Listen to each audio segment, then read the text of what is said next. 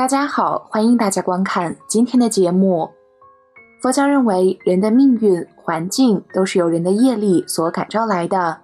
比如房子，为什么有的人房子这样，有的那样，你让他改也改不了，因为他有这个业力。还有的人一开大门就是厨房，这就是破财之象。作为主人，他为什么会习惯这种格局？因为他财路来得不正，所以就会感召破财之象。此外，人要是阴德不够，也会感召不好的风水。这时候你如果想去好的风水宝地，去不了，或者你即使找到好风水了，没有住几天就生病了，这是因为你的阴德根本镇不住。这就像住庙，很多人都让你住，不收你钱，你都住不久，心很慌，因为你的阴德不够，所以护法神不断的在赶你走。另外，还有些人爱风水的，要学会不泄露天机，不要随便去指点，因为你一指点就惊动了鬼神，就是破财之象。为什么？因为众生有这个业力在，你强制的通过外力去扭转的话，业力并不会消失，而是会转移到看风水的人身上。所以古人认为有3种行业：风水、算命、教书、医生。没有一定的本事的话，最好不要去做，因为这都属于救命的，如果教错了，就是害命，也是害自己。以前人之所以把风水先生看成神一样，正是因为只有大德行的人才能做到这些。一般你要教化人，就叫做行善积德，诸恶莫作，众善奉行。如果要详细一点，佛法里讲的5戒10善、忏悔，这些就更详细了，用这些法来教化凡夫就足够了。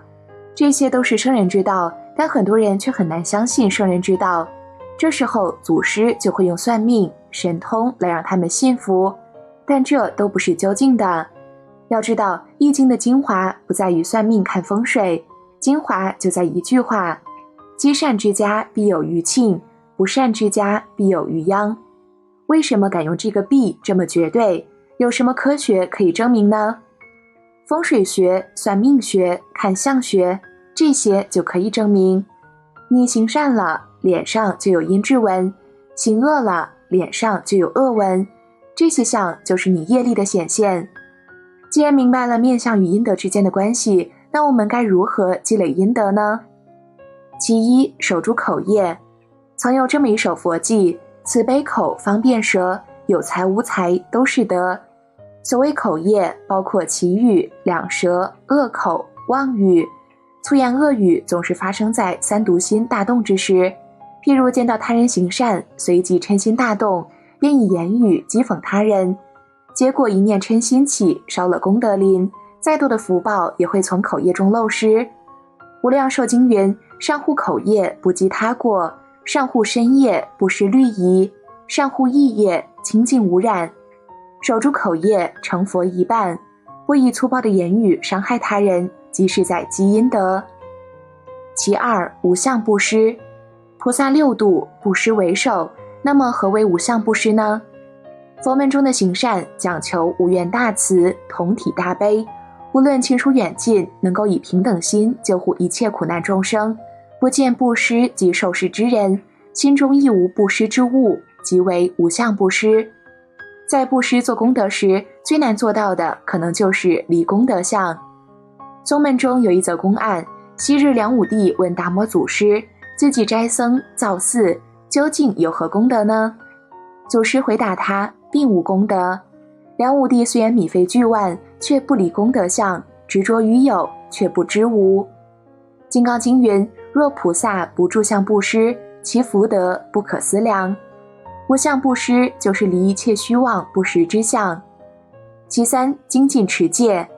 祖师有言，持戒是菩提之根本，入道之要门，只有精进持戒的人才会知道何为功德，才能得到佛法的实意。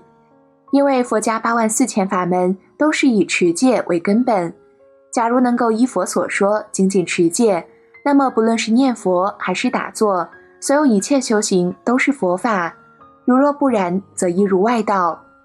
楞严经中则这么说道：摄心为戒，因戒生定，从定发慧。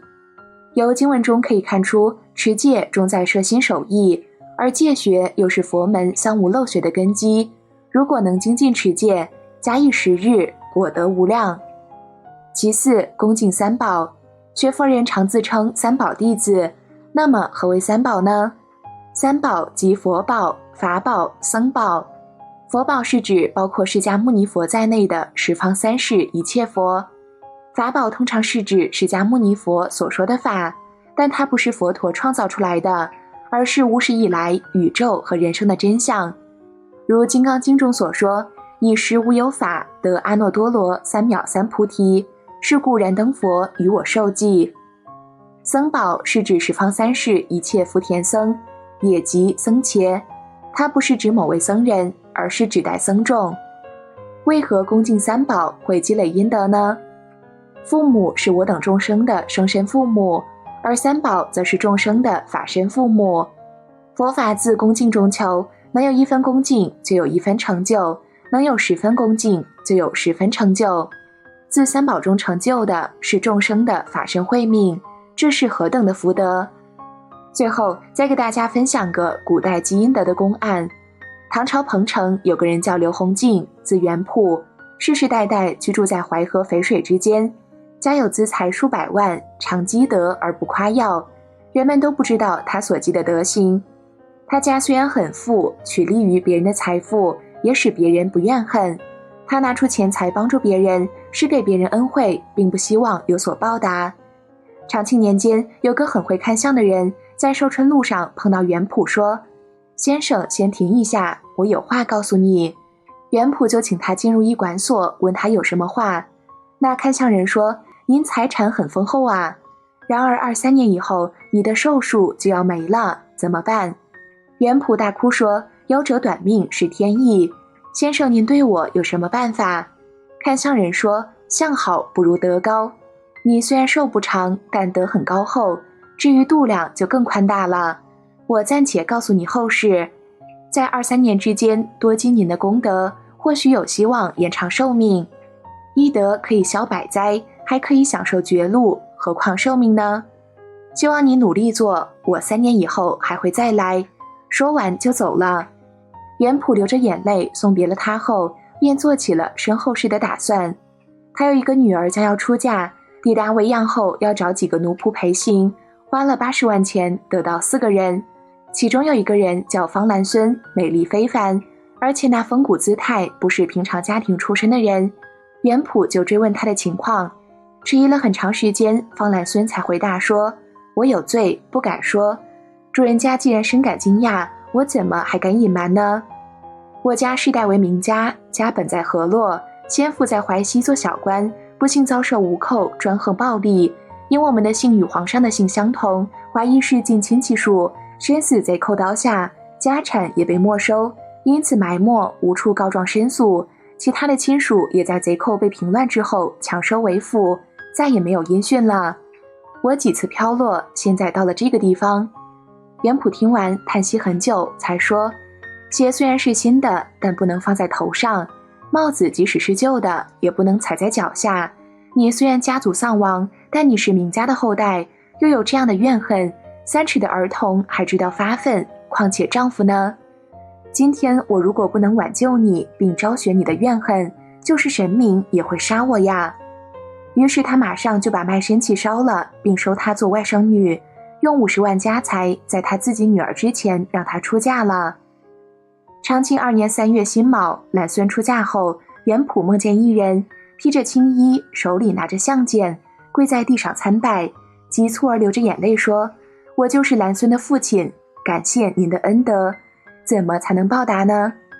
我曾听说阴德是能够感动天地的，现在您的寿限将要结束，我会去给你请求延寿。”这个梦后过了3天，元溥又梦到兰孙的父亲站在厅堂前，穿着紫衣，拿着相剑，又有很多跟着他的侍卫上前感谢元溥说：“我没有什么才智，有幸能够为你请求，现准许我延你25年的寿命，并且复达3代，子孙再也没有后祸。至于那些残害我们家的贼寇，全都抓获归案审理，现在活着的要有灾祸到身，已经死的也要让子孙受连累。另外，上天怜悯我的冤仇，还批准我任重要职务，将掌管淮海之间的山川，然后就呜咽着一再拜谢走了。3年后，以前那个看相人果然来了，迎着他就祝贺元普说：“您的寿命延长了，再让我看看眼眉到头发之间。”元普就把帽子旁侧露出额头，看相人一看说：“咦，你有阴德，感动了上天，从今后寿命延长25年，富贵达到3代。”元普听后便把兰孙的父亲说的话告诉了他。看相的说，过去韩子积阴德保护了赵氏，太史公认为韩氏10代都能官位达到3侯，是有阴德的缘故。况且兰孙的家里没有后代了，兰孙已身为奴仆了，你花费了很多钱财，也不贪他的美丽姿色，反而能抚养他这个孤儿，难道这不是很厚的阴德吗？福祸无门，为人自招，善恶之报如影随形。看相的说刘弘敬会夭折短命，其实是上天不忍这样的积德之人早早死去，故借看相人之口提醒他继续积累阴德，因为一德可以消百灾，一德可以压百祸。所谓德重鬼神钦佩，归根结底还是要积累功德啊。物分正反，德分阴阳，所谓扬善享世民，阴德天报之，谨记阴德不但自身受用，更能责备后人。所以如果你的生活里出现了能促使你行善的人，请一定要好好把握，愿我等众生都能广积阴德，共成佛道。好了，今天的内容就和大家分享到这里了，我们下期节目再见。